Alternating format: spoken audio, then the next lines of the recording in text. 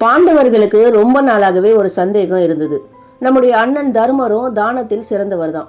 ஆனா ஏன் எல்லாரும் கர்ணனை மட்டும் தானத்தில் சிறந்தவன்னு சொல்றாங்க அப்படின்ற சந்தேகம் தான் அது. இவங்களுடைய சந்தேகத்தை ரொம்ப நாளாகவே தீர்த்து வைக்கணும்னு கிருஷ்ணர் நினைச்சிட்டு இருக்காரு. அதுக்கான சந்தர்ப்பம் ஒரு நாள் அமையுது. அதனால தங்கமலை வெள்ளிமலைன்ற 2 மலைகளை தன்னோட சக்தியால உருவாக்குறாரு. உடனே பாண்டவர்களை கூப்பிட்டு இந்த 2 மலையையும் பொழுது சாயறதுக்குள்ள நீங்க தானம் செஞ்சுட்டா தானத்தில் சிறந்தவர் தர்மர் தான்னு நான் ஒப்புக்கொள்கிறேன்னு சொல்றாரு. உடனே பாண்டவர்கள் அந்த மலையில இருந்த தங்கத்தையும் வெள்ளியையும் பாலம் பாலமா வெட்டி எடுக்கிறாங்க. அதை தர்மராஜா உடனுக்குடனே மக்களுக்கு தானம் செய்யறாரு. ஆனா என்ன ஆச்சரியம், வெட்ட வெட்ட மலைகள் வளர்ந்துகிட்டே இருக்கு. தங்கமும் வெள்ளியும் குறையவே இல்லை.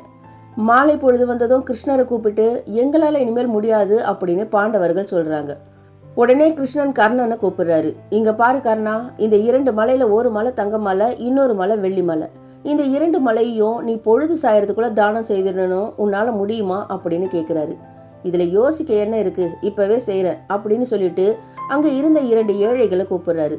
நீங்க 2 பேரும் இந்த மலைகளை ஆளுக்கு ஒரு மலையாக பிரிச்சுக்கோங்க அப்படின்னு சொல்லிட்டு தன்னோட தர்மத்தை முடிக்கிறாரு.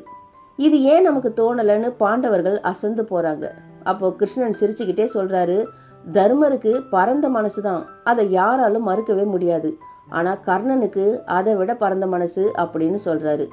கிள்ளி கொடுப்பதல்ல தானம், அள்ளி கொடுப்பதே சிறந்த தானம்.